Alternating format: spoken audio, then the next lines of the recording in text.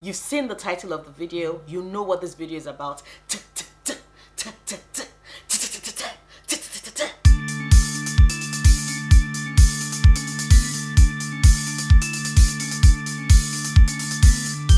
What can I say? I had that annoying ass intro at the start of my 2019 anticipated releases, and I just had to do it this year. I think I'm turning it into a thing, which is not bad, because you know, how was I going to know I'm going to be talking about anticipated releases if I don't just act like a fool for like 10 seconds? I don't know. So it's that time of the year when I see that, oh, it's almost the start of a new year, which means all the books I've been anticipating reading are finally going to be coming out. And of course, it's the perfect time for me to do my anticipated releases of 2020 video. Please note that I'm going to be splitting this video into two. One, I initially wanted to do 10 anticipated releases of 2020, but your girl has no self-control, so I made it 15. And at the same time, I also wanted to look at sequels. So if it is that maybe there's a book that you know I would love, that you know should be on this list, and when I start my list, you definitely know that there is a book that is missing. If you know my channel, then just know that that would be in my anticipated 2020 sequels video, which should be coming up next after this video. So yeah, let's start with the first, my most anticipated release of 2020 that is not a sequel, and that is House of Earth and Blood, which is the first book in the Crescent City series. Yes, you guessed it, by Sarah J. Maas. If you know me, you know how much I love Sarah J. Maas, and like, this is our first adult story, which means that finally we can get epic level of sex scenes. Like, sure, the sex scenes in our Aquatar series were like, whoa, but like, I have even higher expectations for it. Just as with everything Sarah J. Maas, this is going to be a fae story. Our lead character, Bryce, is half fae, half human, and she has to partner with a fallen angel who has been enslaved by archangels, and they are both looking for a demonic mass murderer. It sounds like it's going to be one very fast-paced, lots of action, definitely thrilling. There's going to be blood, there's going to be gore, there are fallen angels, there are demons, there are half faes. Definitely there's a lot of things going on beneath the surface. And if there's anything I really enjoy about Sarah J. Maas's books, it's one, are female characters, because I do think that they have depth, and I do think that I always like the growth that they go through as characters. The relationship is always secondary for me with Sarah J. Maas books. The primary thing I love about them are the characters, are the female characters, and I cannot wait to meet Bryce and see how well she compares on a scale of Aileen to Feyre, you know, where I'm going to put her, like as a lead, of course, as the lead you know, female character. So definitely House of Earth and Blood by Sarah J. Maas. Next on my list is The Shadows Between Us by Trisha Levenseller. One, look at that cover. By the way, of course, I know there's no need for me to talk about the cover of House of Earth and Blood. Like, that cover was stunning, but look at the cover of The Shadows Between Us and tell me it's not one of the most beautiful covers. Oh God, it's beautiful. And the story itself is amazing, because we follow Alexandra, who wants power and has decided that the only way in which she's going to get it is for her to, one, place herself close to the Shadow King, who, by the way, everybody is terrified of because they say he has dark powers, but she is going to put herself beside him, woo him, convince him to marry her, kill him, and then take his crown. Like, my girl, slithering queen, she is goals. But then, see, our plan is going well, except for the fact that someone keeps trying to kill the damn Shadow King, and she's like, not on my watch. Not on my watch. Not on my watch. So yeah, Alexandra decides to protect. She keeps protecting the Shadow King, and in protecting him, she finds herself falling in love with him. And I just think they're perfect. So you have the king with like the dark powers, and you have the slithering queen. Like, it's a match made in hell, and I can't wait to read this book. Like, give me this damn book. Is it 2020 yet? Is it? And then there's Girl, Serpent, Thorn by Melissa Basha Doust. I don't know how to pronounce like her last name. Apologies if I just murdered it. But this book just sounds fantastic. You have a girl, a young princess Soraya, whose skin is dangerous to touch. Like if you touch her, everybody that touches her, whether intentionally or accidentally, they all die. And so she's been sequestered away from everybody. She's very, very lonely, and she craves freedom. She seeks to be out. And then there's this demon in chains who can offer the knowledge that she craves. And there's this boy who, out of everybody else, does not look at her with fear, but like he understands, like he sees her beyond the poison of her skin. And so it's a case of what will she do in order to be seen by all? And would her decisions have dire consequences? Like, I love the premise of this. I sincerely hope that Melissa is able to capture that level of loneliness that Soraya must have been feeling. And that cover is also stunning. Yes, you all know how much I love pretty covers. That cover is also stunning, and Girl, Serpent, Thorn is definitely a book I want to read. I'm anticipating reading in 2020. And then there's Queen of Coin and Whispers by Ellen Corcoran. Is it Corcoran or Corcoran? English names. But anyway, we follow Leah, a newly crowned teenage queen who is taking over her uncle's corrupt kingdom, and Xenia, the girl she hires to be her spy master. Xenia takes the job because she's looking for her father's murderer, and the two of them have to, work together in order to, one, help Xenia get her revenge, and two, help Leah keep the kingdom and deal with the corruption that is present. And in doing this, of course, there's treason, there's conspiracy, there's murder, but there's also love, because these two girls fall for each other, and it's perfect. There's lots of manipulation, there's a lot of courtly intrigue, and it has so many things I love in a book, and I can't wait to read it.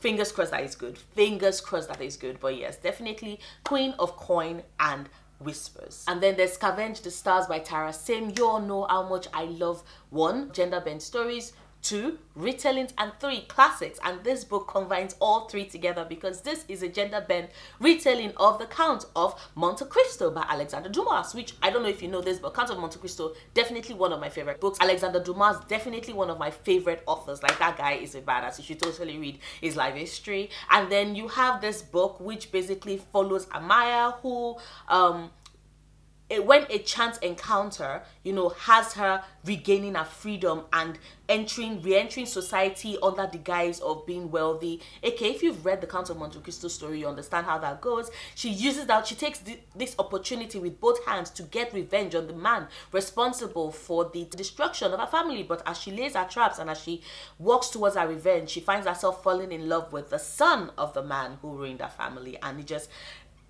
it sounds like a lot of drama, sounds like a lot of intrigue, sounds like a lot of, amazingness. And also, I think they said the character is bisexual, which is just, thank you, please, yes, I accept. Yeah. And the next anticipated release on my list is Empire of the Vampire by J. Christoph. Now, you all know I discovered J. Christoph this year. I have loved every single one of his books that I've read so far, and I'm definitely looking forward to this. It doesn't even have a cover yet, but I have already prepared to sell my life and my soul to it. Also, because the cover is probably going to be designed by the amazing Anfe. If you've seen the Goodreads, you'll know that I think she's doing the illustration for the cover, and Nanfe is just brilliant. So I can just imagine that cover is going to take my breath away when it's released. But yes, in Nevernight Chronicles, we have a world where the sun never sets. But in Empire of the Vampire, it's a world where it's endless night. So we have endless day in Nevernight, we have endless night in Empire of the Vampire.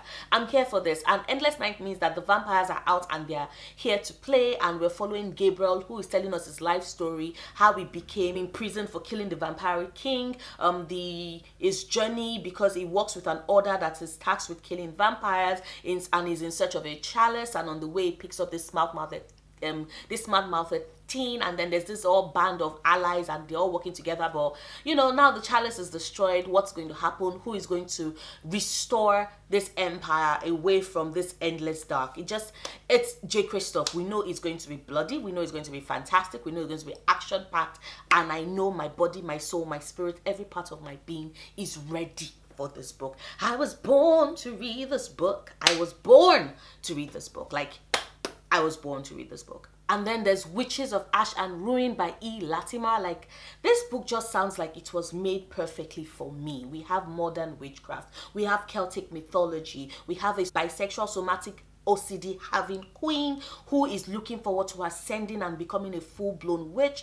But just before ascension, a new coven comes in town and they're all talking about death, and she clashes, with the granddaughter of the head of that coven, Maynard. But even amidst their disagreement, a long since vanished serial killer who hunts witches is back in town, and as they're trying to puzzle out and figure out exactly the identity of this killer before they are next, that they are also going to fall in love. Like slow burn romance, Celtic mythology, witches, bisexual queen, somatic OCD representation, so many things just tick these boxes for me, and I am ready. Like, I can't wait. 2020 is already like shaping up to be a pretty magical year, and this just sounds dark and atmospheric and brooding and brutal and bloody, and I'm ready. I am so ready to read this book. Like, see how excited I am. I am so ready to read this book. And then there's Dark and Deepest Red by Anna Marie McLemore. Now, I was meant to read When the Moon Was Ours this year. I have moved it to next year, so I have not read any of Anna Marie McLemore's writing, but I've heard that it's lush, it's descriptive, it's beautiful, it's atmospheric, it's engaging. Like, so many amazing adjectives describe the way they write, and I'm looking forward to reading this book because, one, it's a retelling. It's yet another retelling of the dancing slippers, so the dancing princesses, except for the fact that this is the dancing sickness that catches a town in 1518, and the family is accused of witchcraft and being responsible, and so the matriarch decides to take a decision and seals away this curse into, I think, a slipper. And now in modern time, a young girl discovers the slippers and she puts them on, and so the dancing sickness is back again, and she has to partner with Emil, who is, I think, the great grandson of the other woman, in order to solve this mystery so that our dancing girl does not die. Like, it sounds really, really interesting. It sounds engaging. I'm interested in seeing them solve this mystery and find out exactly what happens. And I heard that this is told in a very unique way. There's a lot of back and forth with the past and the present and the past and the present, and you have to concentrate really hard to really understand and take in the story. And I'm ready to put in that investment because, once again, like, there's a romantic girl, there's a trans boy. This book just sounds perfect and sounds amazing. I'm here for that. I am here for that. And then there's Star Daughter by Shivita Thakrar. Goddamn, want that cover? I repeat, goddamn, look at that cover. Tell me that is not the most beautiful, absolutely stunning cover. Like, wow, like, this year, this 2020 is going to be getting me, like, keeping me well fed with beautiful covers, because goddamn. So in this book we follow Shital, who is the daughter of a star and a human, so she's half star, and when her father is injured, she has to travel to the celestial realm in order to get the help of a full star, someone like her mother, in order to help heal her father. But when she gets there, she's caught in, like, celestial intrigue, and she has to be a family's champion in a fight / battle / competition to decide which family would rule the heavens. It's just this Hindu mythology. It sounds fantastic. It sounds amazing. It looks gorgeous and stunning and lush, and I just, God, like, 2020 is keeping me happy with all the most amazing best reps and best covers, and Star Daughter is high on the list of anticipated reads for me. I cannot wait to read it. I want to read it, like, so bad. And then there's Kingdom of the Wicked by Kerry Maniscalco. This book doesn't have a synopsis yet. It doesn't have a cover yet, but just the premise that Kerry shared on her Twitter and that is presently on her Goodreads is just enough for me to want to read this book, because in this we follow a witch who is trying to solve the murder of her sister, and she runs into a demon prince who is technically looking for a bride for his master. Something tells me that the bride his master wants is probably a witch, and something tells me that our witch will have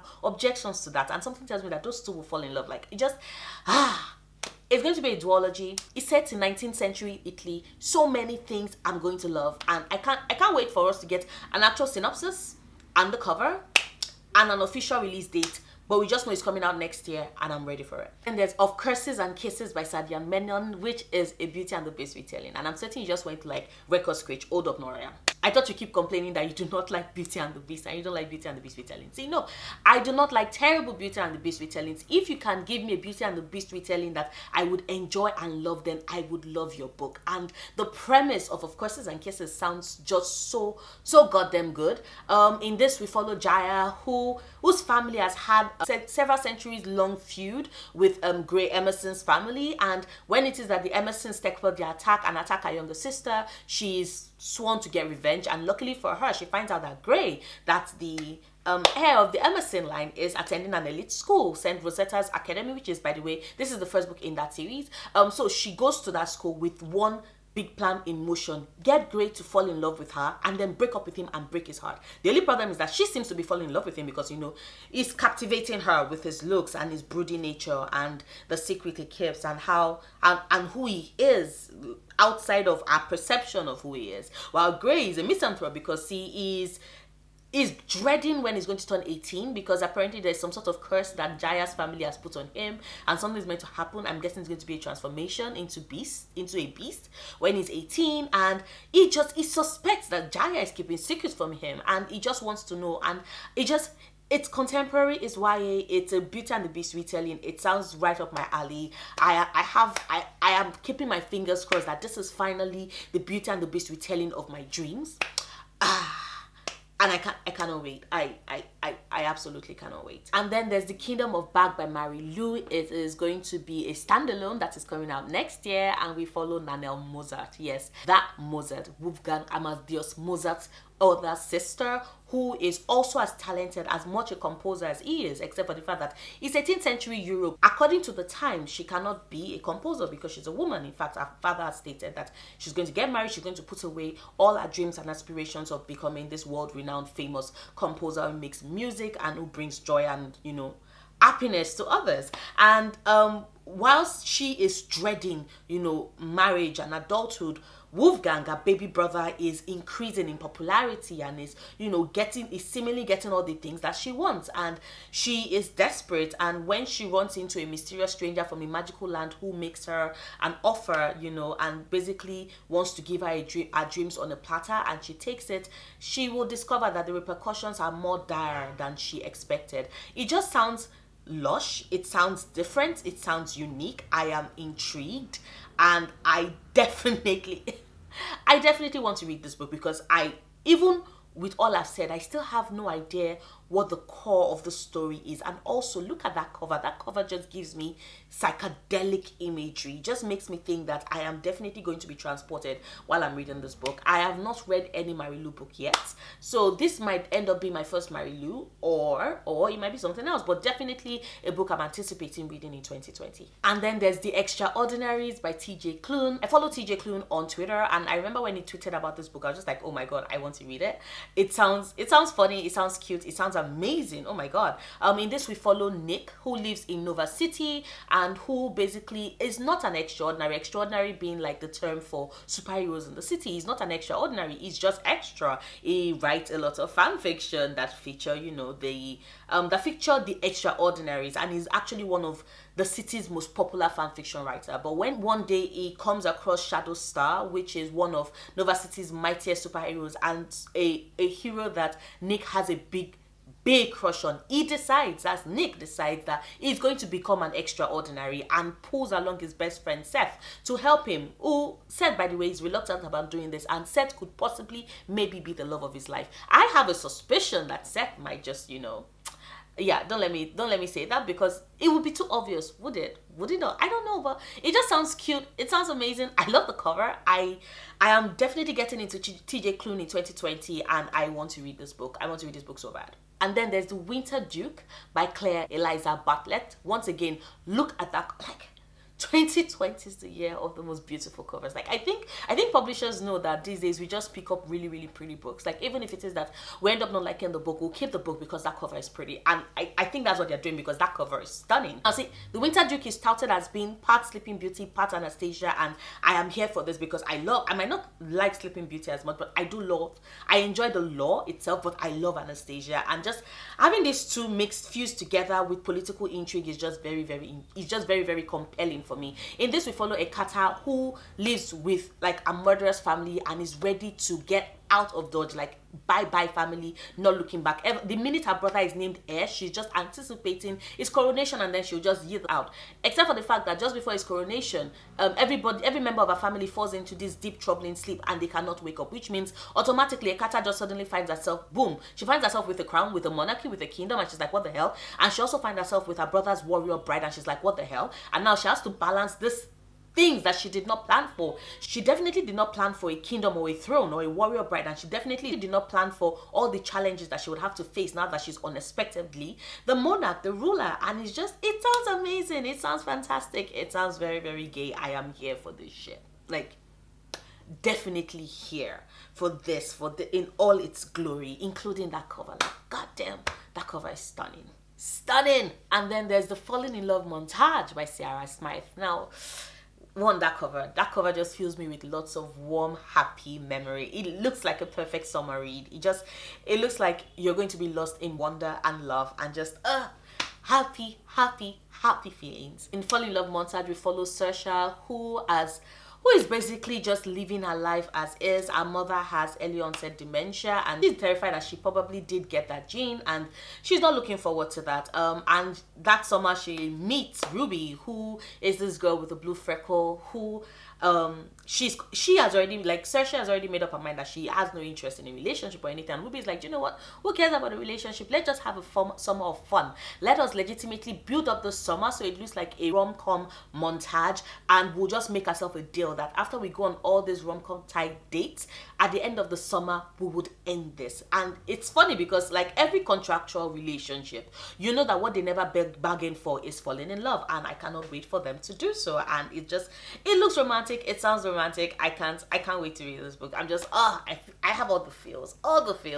But yeah, those are the 15 anticipated releases, my 15 anticipated releases of 2020. My next upload will definitely have my anticipated 2020 sequels, so you should keep an eye out for that. But yeah, if you like this video, please do not forget to give it a big thumbs up. Check out my other videos, subscribe if you want to. Don't forget to click that notification bell. I make new videos every Sundays, Wednesdays, and Fridays, and I'll see you soon. Until then, stay passionate, love books, love yourself.